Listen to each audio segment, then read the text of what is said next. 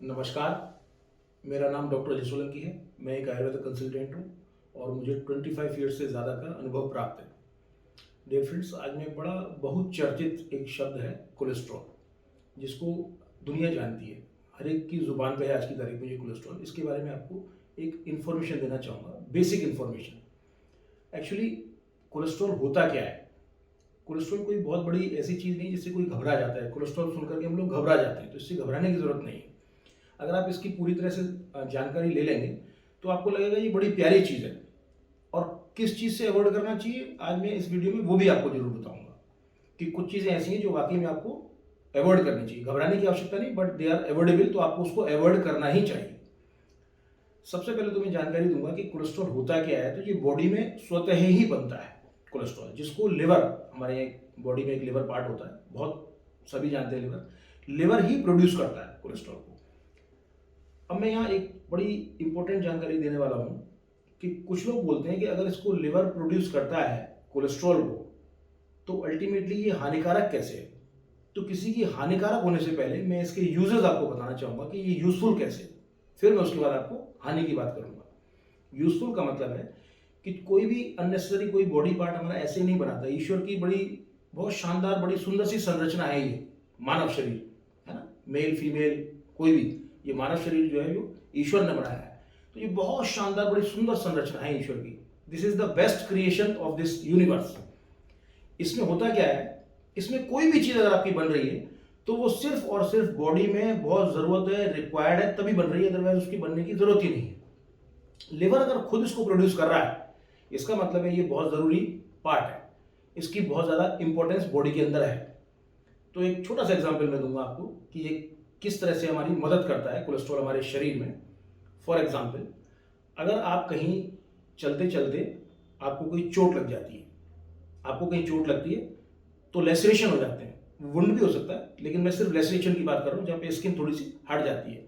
अब उसको भरने में थोड़ा समय लगेगा, हो सकता है अगर ज़्यादा डीप है तो एक हफ्ता लग जाए, और बहुत डीप नहीं है तो एक दो दिन के अंदर वो भर जाती है। आप याद रखिएगा कि जो उसको भरने की प्रक्रिया है, उसके ऊपर जो स्किन डेवलप हो रही है, that is because of your cholesterol.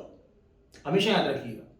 अब यहां मैं आपको बड़ा स्पष्ट कर दूं कि क्या ये वो कोलेस्ट्रॉल है जिसको आप बाहर से ले रहे हैं, या ये वो कोलेस्ट्रॉल है जो आपके लिवर में बन रहा है।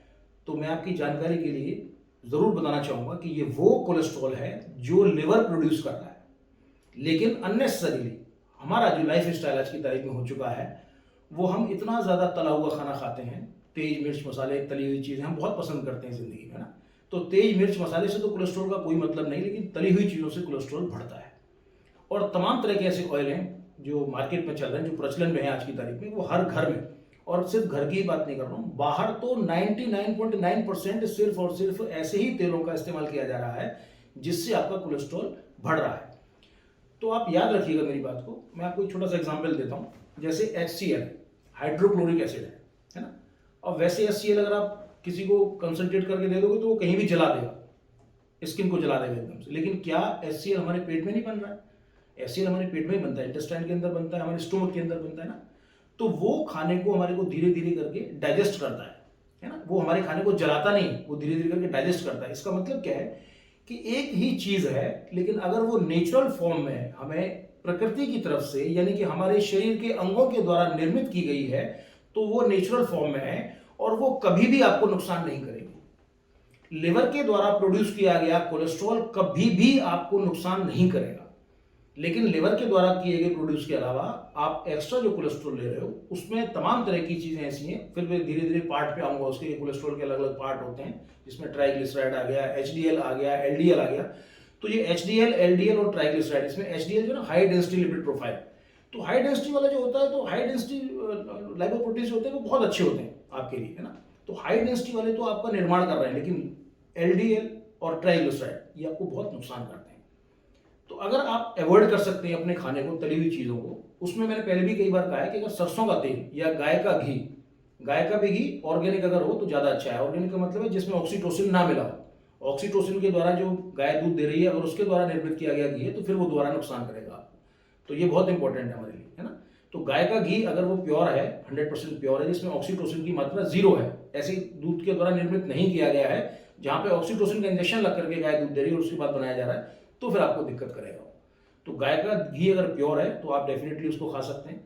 सरसों का तेल है जो कि प्योर है तो आप उसको ले सकते हैं, वो आपको कोलेस्ट्रॉल को नहीं बढ़ाएगा, लेकिन वो भी एक लिमिट तक। अगर वो भी आप एक्सेस में लेंगे, एक्सेस ऑलवेज बैड, कोई भी चीज़, अच्छी चीज़ भी एक्सेस में ली जाए तो वो भी, अमृत भी अगर एक्सेस में लिया जाए तो वो भी पॉइजन का काम करता है, और पॉइजन को भी अगर बहुत कम मात्रा में लिया जाए तो वो भी कई बार अमृत की तरह काम कर जाता है। जैसे दवाई में हम लोग बहुत सारी चीज़ें यूज़ करते हैं लेकिन बहुत कम मात्रा में करते हैं मेडिसिन के तौर पर, लेकिन अगर उसी का थोड़ा मात्रा बढ़ जाती है तो वो खतरनाक साबित हो सकता है।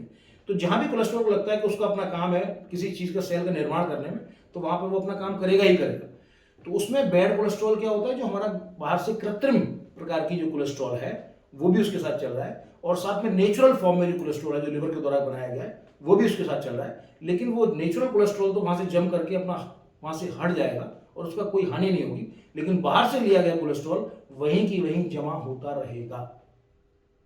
और चूंकि ऑलरेडी वहाँ कोलेस्ट्रॉल एक बार आपकी सेल्स को निर्माण करने में लग गया है, तो जब भी आप एक्सेस में कोलेस्ट्रॉल लेंगे तो किसी भी चीज़ की डिपोजिशन अगर वहाँ पे ऑलरेडी है तो उसका अट्रैक्ट करने का एक अपना बड़ा नेचुरल सा कारण होता है कि कोई किसी भी चीज़ को आप रख दीजिए तो वो सेम चीज़ों को, सेम सेल्स को अपनी तरफ अट्रैक्ट करने लगती है चीज़ें। तो आर्टरीज में भी, धमनियों में भी इसी तरह से धीरे धीरे करके आपका कोलेस्ट्रॉल जमा हो जाता है, जिससे आपकी आर्टरी सीएडी में जा सकते हो, कोरोनरी आर्टरी डिजीज हो सकती है, आपको किसी तरह की धमनियाँ बंद हो सकती हैं, टीआईए ट्रांजिएंट इस्केमिक अटैक में आ सकते हैं आप, है ना, आपको किसी भी तरह का कोई स्ट्रोक हो सकता है। ये छोटी छोटी चीज़ें हैं देखने में, लेकिन ये देखने में छोटी छोटी शब्द हैं छोटे छोटे, लेकिन देखने में छोटे छोटे शब्द जो है वो बहुत घातक बीमारी होती है जो आपको पूरी जिंदगी भर आपके साथ चलती है। तो बेहतर ये है कि आप कोलेस्ट्रॉल को जानें, पहचानें और इससे घबराएं नहीं। कोलेस्ट्रॉल बहुत प्यारी चीज़ है जो शरीर के द्वारा निर्मित किया जा रहा है, जो लिवर के द्वारा बनाया जा रहा है वो आपका फ्रेंड है, और जो बाहर से आप ले रहे हैं वो आपका एनिमी और एक फॉरेन बॉडी की तरह काम करता है। और जब भी एनिमी और फॉरेन बॉडी काम करती है तो वैसे ही आपकी बॉडी उसके प्रति रेजिस्ट हो जाती है, जो आपकी इम्यूनिटी को भी कम कर देती है। मैं बार बार बोलता हूँ कि जब भी आपकी कभी इम्यूनिटी कम होगी, चाहे वो किसी भी वजह से हो, जब भी आपकी इम्यूनिटी कम होगी तो 90% रोग जिनकी पहले कोई मौजूदगी नहीं थी आपके शरीर में, वो अचानक अनायास आपके अंदर आने लगते हैं, है ना। जैसे डायबिटीज हो गया, है ना, आर्थराइटिस हो गया, ये सारी चीज़ें ऑटो इम्यून डिजीज में आती हैं, सारी चीज़ें अचानक बढ़ने लग जाती हैं, क्योंकि कोलेस्ट्रॉल की वजह से आपका फैट बढ़ रहा है, फैट की वजह से आपकी जोड़ों में प्रॉब्लम आ रही है, और वहाँ जो गुड कोलेस्ट्रॉल है वो तो जमा हो ही रहा है, साथ में बैड कोलेस्ट्रॉल भी जमा हो रहा है, और बैड कोलेस्ट्रॉल जहाँ भी जमा होगा वहाँ उसमें कुछ ना कुछ उपद्रव करना ही करना है ना, जिसको आयुर्वेद में श्लेषक कफ भी कहते हैं। जॉइंट्स वगैरह में श्लेषक कफ का बड़ा योगदान होता है। अब चूंकि आयुर्वेद 5000 साल पहले लिखा गया है तो मैं श्लेषक कफ को एग्जैक्टली कोलेस्ट्रॉल से तो नहीं जोड़ूंगा, क्योंकि लिखने वाले को कोलेस्ट्रॉल के बारे में नहीं पता था, ये नई साइंस जो आई है वो बाद में आई है। लेकिन मैं आपको बताना चाहूँगा कि श्लेषक कफ का जो रोल होता है वही जो जॉइंट्स में कोलेस्ट्रॉल का भी काम करता है। तो एक तरह से समानता है काफ़ी ज़्यादा, है ना। तो मैं आपको सिर्फ यही बताना चाह रहा हूँ कि कोलेस्ट्रॉल की परिभाषा जानने के बाद, कोलेस्ट्रॉल के बारे में जानने के बाद आप 100% आज के बाद ये महसूस करेंगे कि कोलेस्ट्रॉल बुरा नहीं होता, लेकिन आर्टिफिशियल तरीके से जो लिया गया कोलेस्ट्रॉल है वो आपके जीवन में बहुत उपद्रव करेगा और वो 100% आपको हानि पहुंचाएगा। तो ये हानिकारक है। तो मैं, जितने भी मेरे दर्शक मेरा वीडियोस देख रहे हैं, मैं तभी इस वीडियो को बनाने में मेरे को अच्छा लगेगा अगर एक भी व्यक्ति अपने दोषों को दूर रख पाएगा, अपने रोगों को दूर रख पाएगा, और मैंने जो बात बताई है अपनी आयुर्वेदिक जीवन शैली पे चलेगा, आयुर्वेद पे भरोसा करेगा और आयुर्वेदिक डॉक्टर से मिल करके अपना डाइट का चार्ट बनवाएगा और आयुर्वेद चिकित्सा में विश्वास रखेगा। तो मुझे पूरी उम्मीद है कि मेरे दर्शकों को आज कोलेस्ट्रॉल के बारे में काफ़ी जानकारी मिली होगी और 100% वो उसका लाभ उठाएंगे। धन्यवाद।